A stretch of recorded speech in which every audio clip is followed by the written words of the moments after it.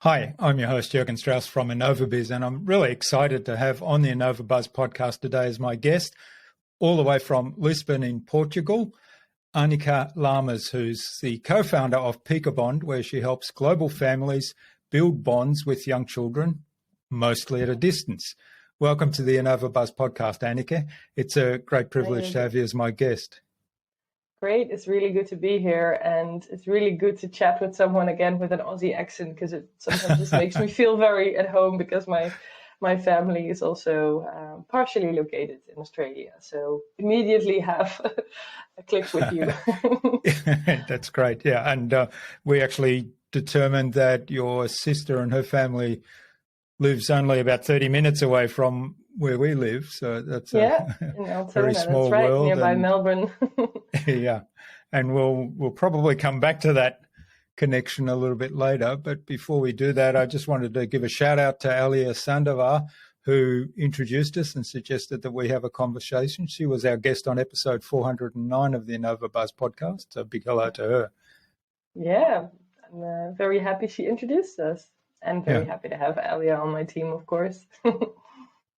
Yeah. Now, one of the things that I really enjoy about all the information that you put out and shared with me in leading up to this conversation was the emphasis on facilitating connections, even across distance and borders and generations and time zones, but meaningful connections and connections that actually contribute in the growth of the individual's concern. So I'm really looking forward to digging into that some more from that aspect. But before we do that, what's the impact you're making in the world today, Anieke? Oh, wow. I love that question. It's actually my favorite question to have, because we have quite an extensive so-called theory of change, is how we intend to change the world. And we are going to make it easier for family members and loved ones to build beautiful, meaningful connections, no matter where you are, across time zones, and also no matter how old you are, because it's across generations and across cultures and across borders as well. And ultimately, if you will, we have three beneficiaries. The first one is, of course, young children, because our app focuses on facilitating those young children and having them connect with family members who are far away. Secondly, of course, the parents, because parents are having a really hard time to raise their kids, also often balancing it with work. And that's even more so for family members who are far away from loved ones, who don't have that sort of nuclear support system nearby. And thirdly, of course, the family members and loved ones at a distance, for example, grandparents. And for all those three different beneficiaries, we see that we're making an impact. We're helping those young children develop strong and secure connections with family members, which is ultimately leading to better mental health and also more success later in life. We're helping those parents have a social support network when raising their children, because it takes a village to raise a child. And in terms of grandparents and loved ones at a distance, well, I'm one of those. I'm an aunt to two little ones in Australia. But I've seen firsthand also, for example, with my parents who've become first-time grandparents in times of the pandemic, how hard it is and how lonely you can feel when you cannot be with your firstborn grandchild and when you cannot hold them in your arms. It's really a rite of passage that a lot of grandparents have had to miss during the pandemic. And even without the pandemic, for lots of grandparents, for example, in New Zealand and Australia, where you're located, their children have decided to move overseas, and they only get to spend maybe once a year, maybe once every 2 years, depending, of course, on time schedules and also, budgets. So I think what we're really trying to do is making the village come closer. So it's a global village these days. And yeah, I just cannot accept that just because you are far apart, you cannot be close to each other's hearts, if you will. So that's why we, and it rhymes. That's powerful. I didn't even think It's about wonderful. that. Yeah. Yeah. So it all comes down to those bonds, which is why we're called Peekabond ultimately. Yeah, I was going to, well, I will ask the question, tell us why you started Peekabond, but just to set the context, because you mentioned your parents as relatively new grandparents. So Yes. correct me if I'm wrong, your parents live in Holland? Correct. Yeah, they Which is are. where you're from. So you're now Yes. in Portugal, which is I choice. am. And Yeah. your sister lives in Melbourne because she's married an Australian, my understanding.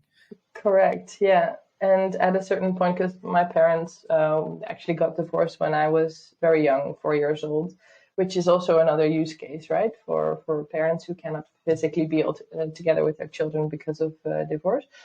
But my mom, she got together with my stepdad, who has also three daughters, and they're all older than me. So I, at a certain point, we had one daughter living in Thailand, one in the US, one in Australia, and one in Europe, and then the other one actually close by. So, you'll see grandparents with children spreading over the world more often. And of course, expat families, where is home? Where is their village? So we want to bring that together in one spot. Using a simple app as a first step. And of course, we have a grand vision on what it could look like in the future, but we're baby steps, right? One step at a time.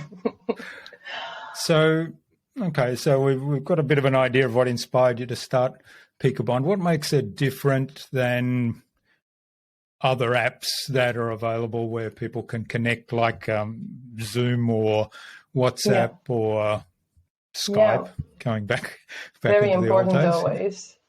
Yeah, I think also our personal whys are very important. We're not in this to make a lot of money. We're really in this business to make a positive impact on the world.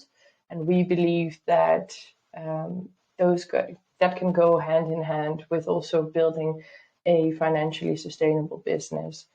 So one of our key values is that we are an ethical company. We're really focusing on making it as good as possible for the children, and not by, for example, making a maximum profit on the people that are using our app. Also, what is very much linked to that is also your business model, right? So I think WhatsApp, FaceTime, Facebook, all social media ultimately are free to use. But what people are not realizing is that if something is free, it's actually not free. It's your data that is being used in order to generate profits for those companies. So more and more users are becoming conscious of that and what is what's happening with their data. And we believe that if you have, for example, a subscription business model, that is actually a more ethical way of dealing with your users, and also leaving their data, let their data belong to them. So that's one. Secondly, we are focusing solely on children. So of course, WhatsApp and FaceTime is not built for children.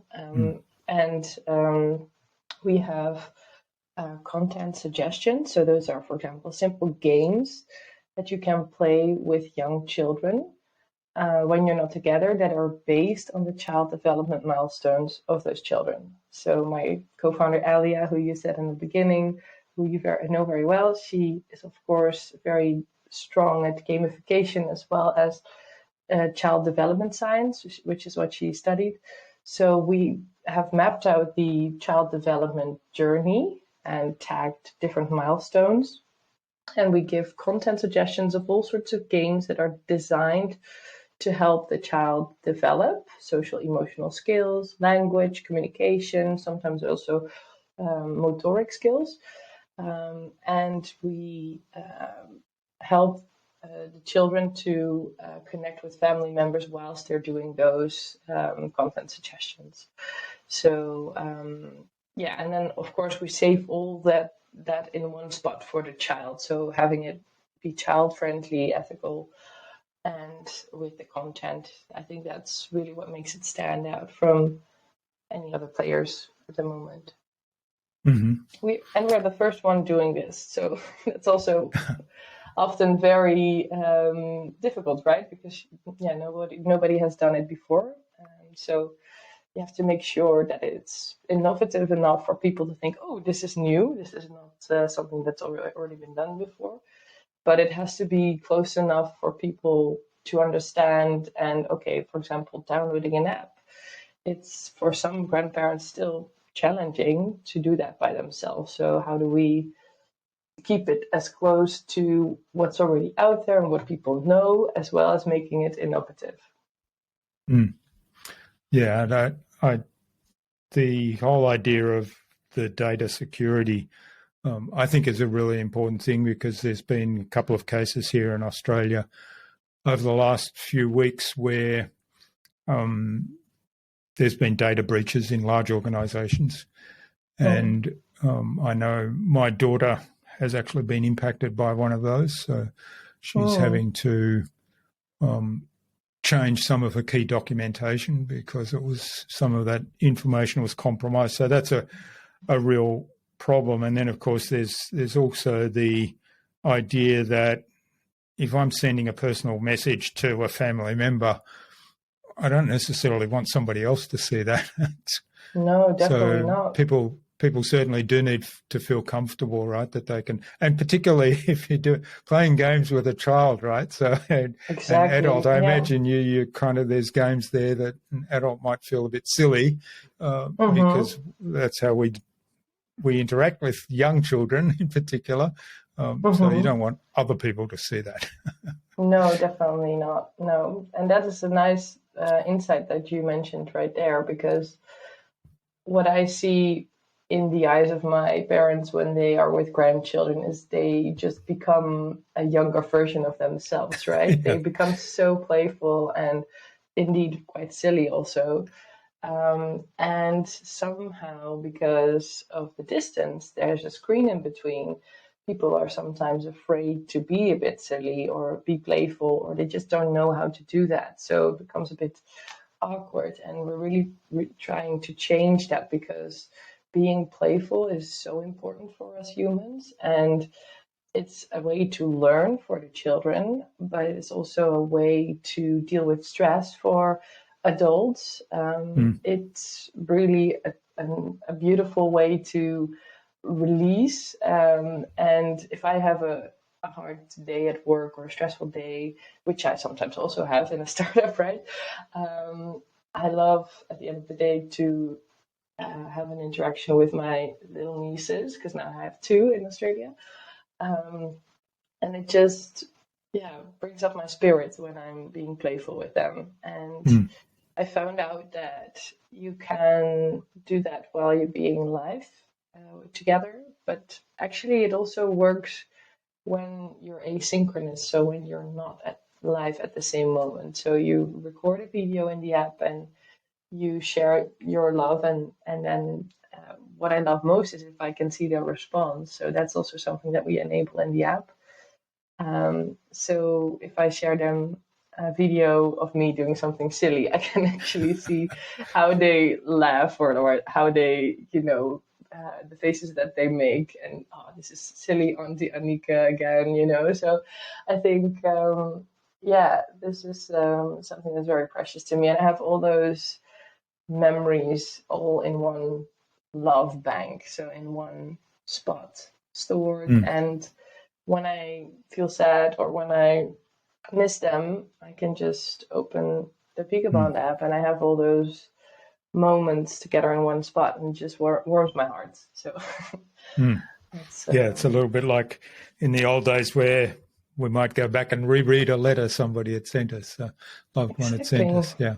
Yes. And I think you raise a really important point there. You talked earlier about how important it was for the children to build that connection, that relationship with family members that are remote, but it also helps the older family members, doesn't it? Because It does. it's building the connection in both directions, but it's also helping them in terms of, helping their wellness and overall well-being by being able to connect. And by being able to have that connection. Yes, indeed. And I think research has shown that 40% of grandparents regularly feel lonely. And I believe that for expat grandparents or grandparents who don't have their grandchildren nearby, that might be even a higher number. So I think this, indeed, it works both ways. And sometimes, you have this, I don't know if you're aware of this, but grandparents have a very important role in the lives of their grandchildren, because for a young child, the concept of my parent is my boss, but my boss also has a boss, which is the grandparent. It's like, whoa, mind blowing, right?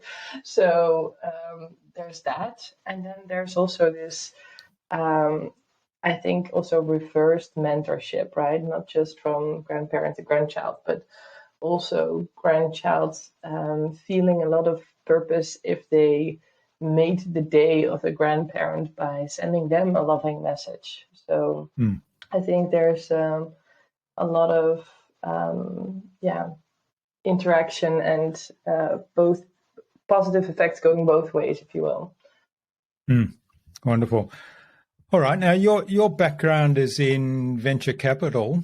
So I wanted to ask you, well, I've heard you talk on other podcasts about how it's different what you're doing today. What I'm curious about, and I haven't heard you speak about before, is how does that help you in terms of understanding financing startups from the point of view of assessing pitches and assessing business models and deciding, yes, that's an opportunity that's worth investing in, and no, this one isn't.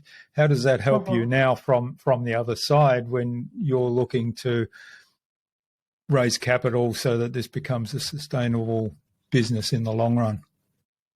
Yeah, I love it. I think what I often compare it to, if you're, in Australia, you have Australia rules football, right? The footy matches. Imagine you're a footy coach and you've watched and observed and analyzed a lot of games and coached people, but being out on the field is a different thing. So it's on the one hand, you know a lot about it, but also very high level. So as a VC, you get to see the best and the worst of the companies, right? Because that always ends up at your desk, I guess.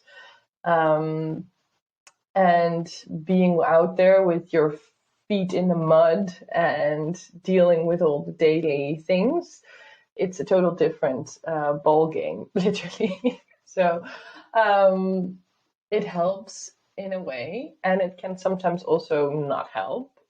So I think for things like fundraising, of course, it's very helpful that I know how the sector works. I think I do have a huge advantage over other founders who don't know anything about it, who don't know about terms, who don't know what a due diligence process looks like, who don't know how to manage those different stakeholders and get them all in one boat or bus, if you will. So that's helpful. I've seen a lot of different companies, so I also know what metrics are supposed to look like. So in terms of benchmarking and learning, there's something that, is very helpful for me. I think it's also, like I said, it's a total different skill to be a founder, and it requires a lot more of you. So it stretches me in all directions, and that's exactly what I also wanted before I started this company, because To be honest, I was about 30 years old when I started Peekabond. And I really thought, okay, I've been in the VC world and in the financial world now for over 8 years. I know how the industry works. The next move for me as an investor would be to become a partner of a fund, which is typically something that you commit to for 10 years at least. Um, is that really what I want, or do I want to do something else?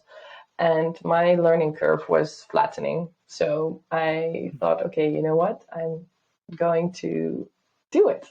So I quit my job, and yeah, it's been a wild ride, and it's a learning journey. And I think um, it's a really different mindset. So I don't know if you've heard of the term the growth mindset. And I think being a VC, I remember it's all about, knowing stuff and about rational stuff, and you've studied for it, and you have the skills for it, and that it's actually quite a comfortable situation to be in. And then as a founder, you are constantly in a situation where you don't know what you're doing. You have to find out, but basically the person who learns the fastest is the one that will survive, right? So, and enjoying the learning process, enjoying failing also. It's been a huge process for me as a person, and also a mindset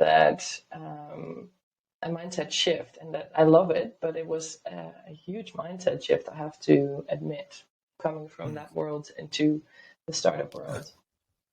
Yeah. Because I always say you're constantly failing and learning from it, and then picking up, and just, this is basically what a startup is all about, like learning. Yeah, I always say that entrepreneurship and starting your own business and making something of that, growing it, is probably the best education you can have, and it's kind of an ongoing challenge. Even when you think, okay, I've got this all pat, I know how this works now. I've got a system and a process that actually runs this. I don't have to think about that anymore because I just follow the steps that I've developed, and then something else comes up, and you think, oh, now I need to learn that, or I need to figure that one out. Exactly. Yeah. And I think also corporates, for example, they are working in the same way. So I remember I used to also work for a corporate venture capital fund, and you would have your performance review, and it would not be about what did you learn, or how did you deal with setbacks. It would more be like what did you do right. It was very much focused on results and not on the process of getting there, right? So I think one of the first things you have to let go of when you're in a startup is that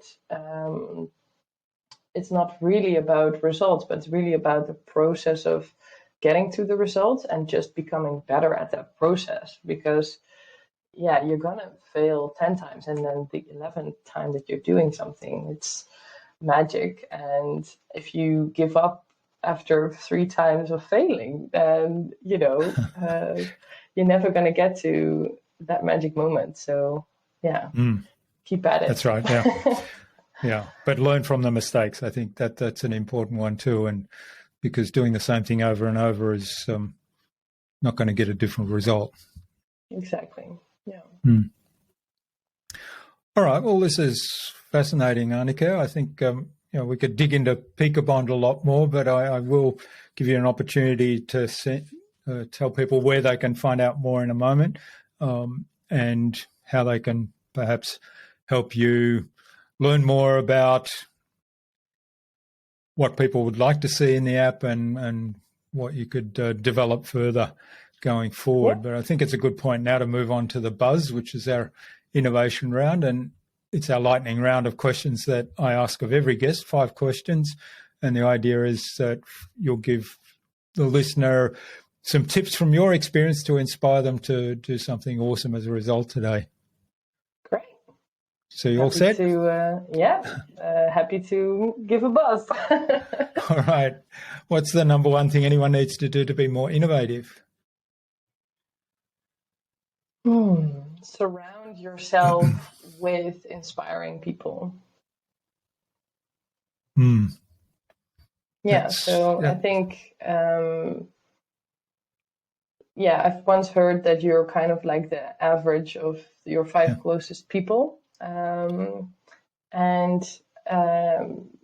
Sometimes you just really need to think outside of your own box. And I think one of the ways to do that is to look at people who are very different and follow them.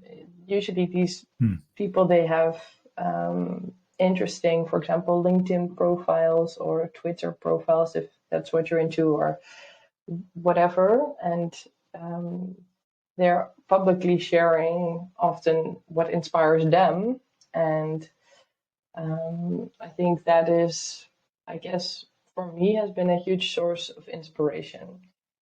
And it also says a lot about someone, I think, if they are inspired by others. So we always do this fun playfulness exercise, for example, for people who start working for our company, Peekabond. And one of the questions is also, who do you think is the most inspiring person in your life? And the answer that the person gives actually quite telling about how they are in life. So some people often tell their parents, which indicates that that family is important to them or something like that. But some people also say, I don't know, Elon Musk or Oprah Winfrey, or I don't know. And the reasons that they give for why they think that person is inspiring is, I think, also very interesting. So I would say to be more innovative, you also have to surround yourself with people who are thinking outside of the box, and that will inspire you as well to think outside your own box. Yeah, I love it. And you pointed out earlier, which I think is an important part of that, is the diversity of thought rather than going down the same avenue. And I imagine it will be fascinating to explore, because I'm guessing that some of those people that said Oprah Winfrey or Elon Musk don't know them personally. So it will be fascinating to hear their reasons why they're inspired by those people. I mean, they are pretty amazing. They've achieved so much, but understanding what attracts to them, because there's other people that have achieved a lot too. Exactly. Yeah, because, for example, to dig into Elon Musk, he's done so many things, and he's also, of course, a very controversial person. So if you ask people, why Elon Musk? And then the answer, for example, of one candidate was, well, he was able to build Tesla, a company that made it very mainstream for people to drive electric cars. And that had a huge positive impact on the world. And I was like, oh, wow, I love that answer. It was not like, I love Elon Musk because he is so controversial and he smokes a joint on the radio or something like that, So that's so cool. You're like, okay, no, you have to really listen well to why people give the answers that they give. So, yeah, fascinating. All right. What's the best thing you've done to develop new ideas? I love going to conventions. So I, for example, love being a speaker or a panelist at them, but I also really love just joining sessions of other people. So I went to a tech event in the Netherlands called The Next Web. And next month, for example, we're going to Web Summit in Lisbon. And even though the keynote speakers are often, of course, very unapproachable, you can't just talk to them, but you can hear them and you can see their presence in real life. And I think that has always been quite inspiring to me. That's also how I learned more for the first time on the metaverse, for example, Web3, blockchain. I think it's always very important to be aware of the developments around you, especially as a startup, when you still have so much flexibility and opportunity to dive into new trends very fast, because bigger corporates can't really do that. They can't move the ship like startups can pivot, right? So yeah, I'm not that much of a reader, to be honest, but I love listening to audiobooks. So I typically also really love the audiobooks that are narrated by the authors themselves. So I feel like you really get to know them, and that also inspires me a lot. So yeah, I think the things that I've done to be innovative is go to those bigger tech conferences, and pick the people that you are inspired by, and then also, many of them also have a book, for example, that you can read. There's so much we can learn from leaders in the world, and be inspired by that. Yeah, I love it. So other than Peekabond, do you have a favorite tool that or a resource that you use most often? You mentioned audiobooks a moment ago. So that would be the first thing that comes to my mind. Let's see if I have any other favorite apps on my phone. If I go to my home screen, Duolingo. So I'm now learning Portuguese. Unfortunately, there's no Portuguese version of Portuguese, just the Brazilian one.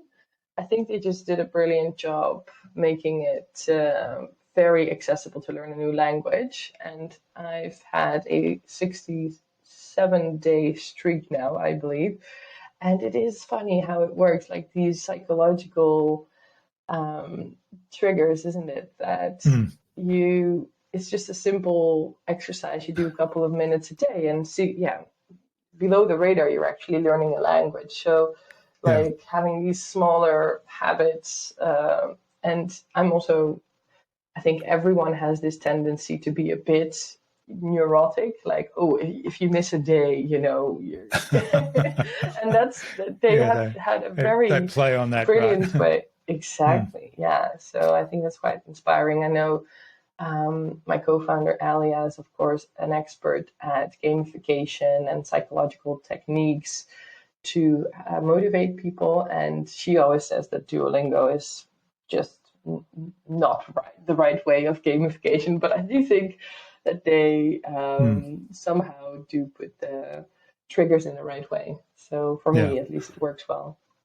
Yeah, and the principle, of course, I mean, James Clear talks a lot about this in Atomic Habits, the principle of little things done consistently add up and make a difference, but it's the consistency that's important, isn't it? It is, yeah. That's also what we're trying to do with Peekabond, by the way, to build the habit, a new habit of being in touch at a distance. So rather than having a 1-hour video call once a month, having a 1-minute video maybe once a week, or depending on how often you want to contact, you can also do it once a day, right? That is also for a child much, I think, better, because their attention span is so short. Yeah, that's right. They're shorter. They just love seeing those smaller videos, and it just gives some consistency in their brains as well. For this person is present and sends their love and attention to me on a regular basis. So I think that's a habit that I'd like people to learn. But building a new habit is hard as well, right? So it's it's really changing someone's behavior is hard. So what's the best way to keep a project on track? I having someone like Alia in your team. she's she's really, I keep returning to her in my conversation, but she's so structured and very talented in terms of operations. Whereas both Vincent and I, the other two co-founders, are a bit more chaotic and a bit more impulsive, maybe. So, I'm typically like, oh, I see opportunity, let's run for it. And then, we have now clear operations and key results, so OKRs and a schedule and a planning. And we have meetings to make sure that we keep each other accountable for those goals. I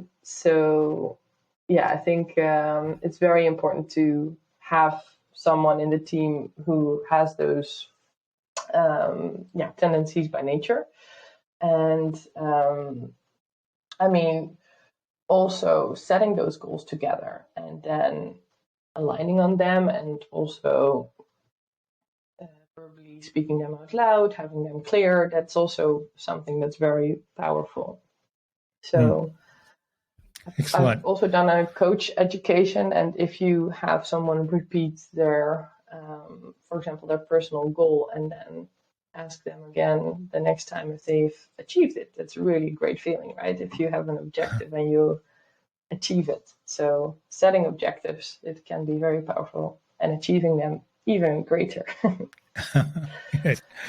All right. So, being really clear about the objectives, but having somebody that's really strong and structured project management. Exactly.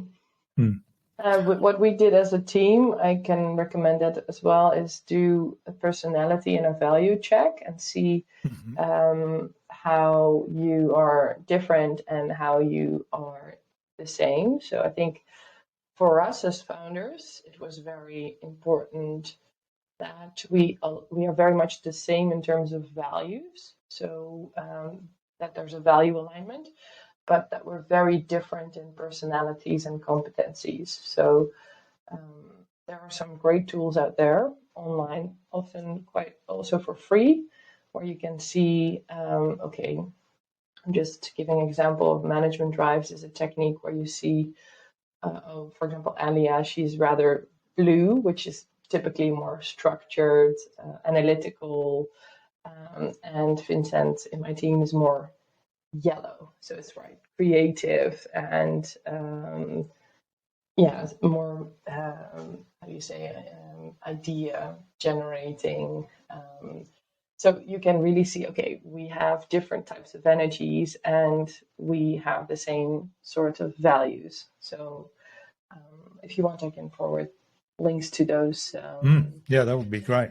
Those tests, because I think they're quite helpful to determine, okay, who's good at what in the team and how are we aligned and how are we not.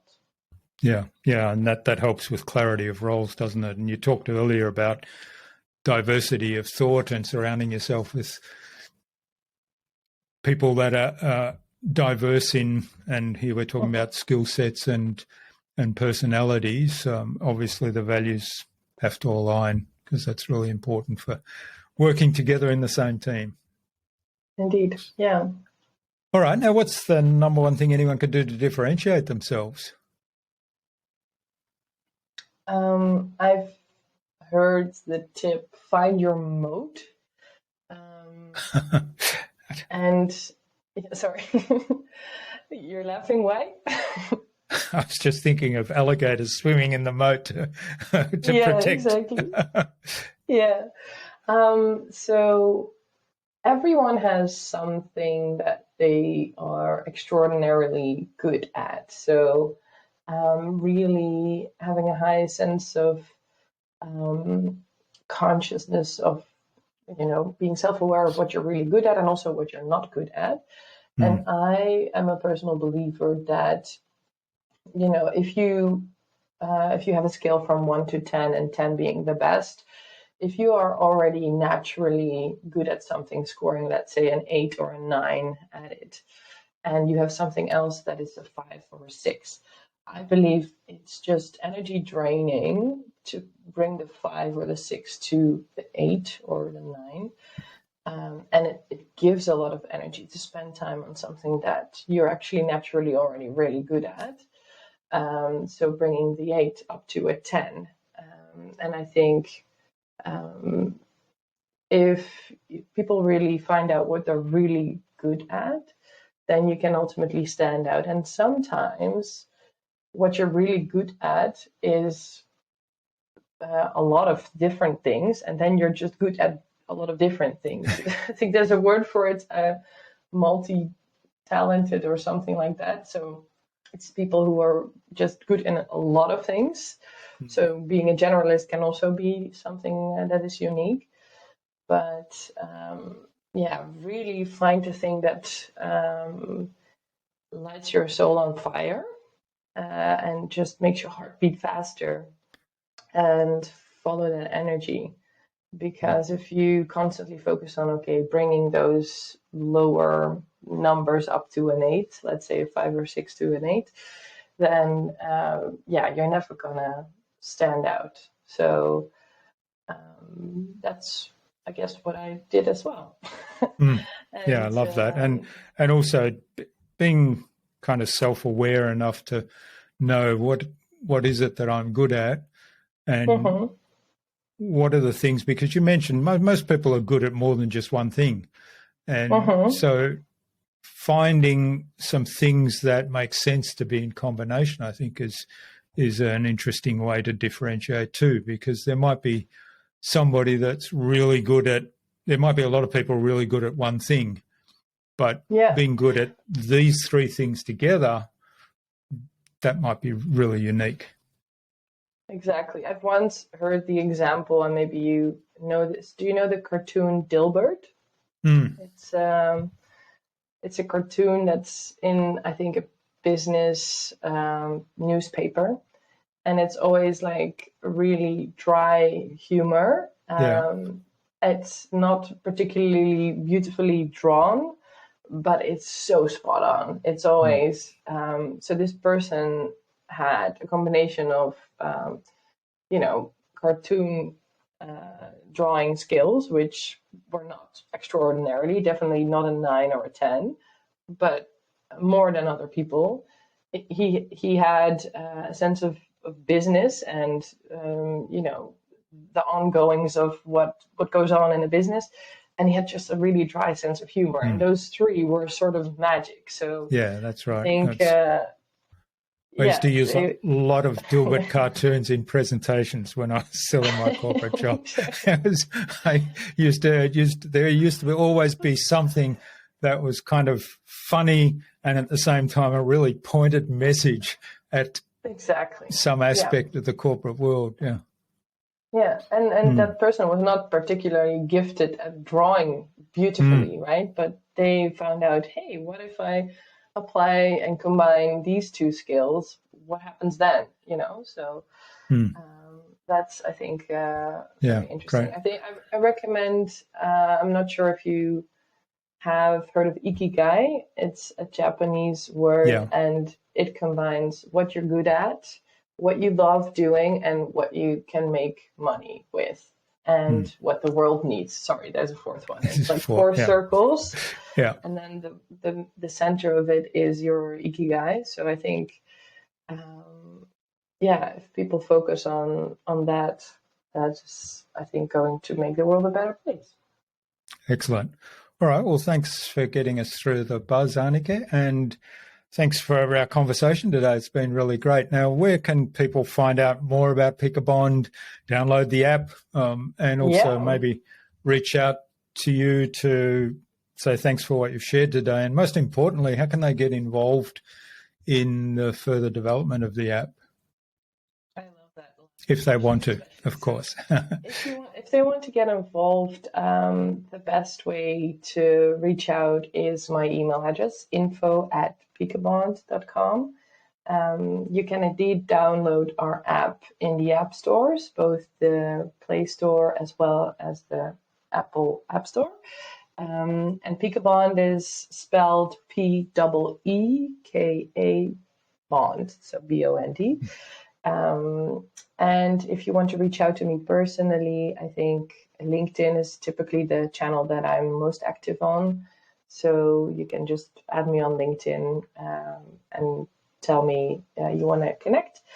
And for anyone listening, I would love for you to try out the app. And if you don't have young children in your family yourself, perhaps you can share it with one person you know who has a young one in their family that they would love to connect with, because I think it's really important that people realize that there's a solution for connecting over distances. So a lot of people don't realize it because historically they just accepted, oh, well, I live in Australia and my grandchild is in the UK and that's just the way it is. Well, it doesn't have to be like that. So I think spreading the word of a remote connection movement, if you will, is also something that's very valuable for us. So if there's one thing you can do is already spreading the word about it. Excellent. All right. So, I mean, that sounds like an action. Is there another action you'd like our listener to take away from our conversation today, Anieke? Stay playful. Yes, please stay playful. Yeah. Whether you use the Peekabond app or not, please remember to never stop playing, even when you're super old. Stay playful. Like me. No, not like you, Jürgen.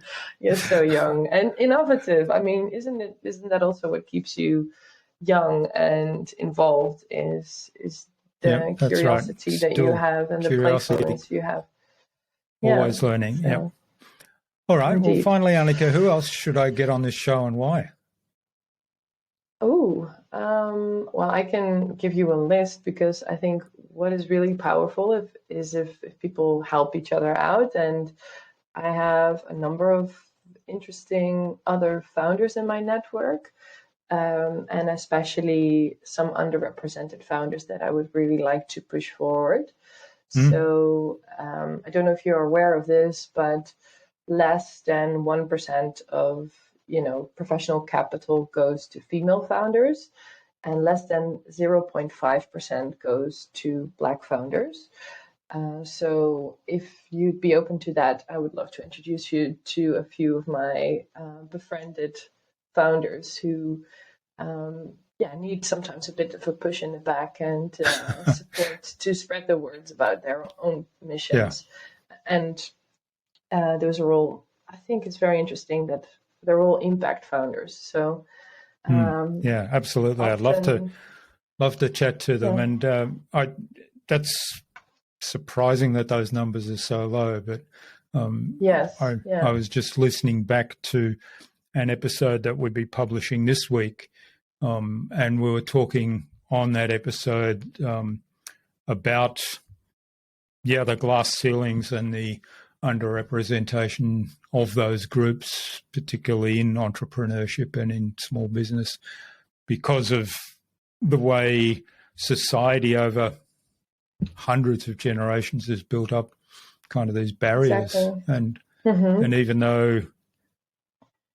though we may say, well, we're not sexist or racist, biased,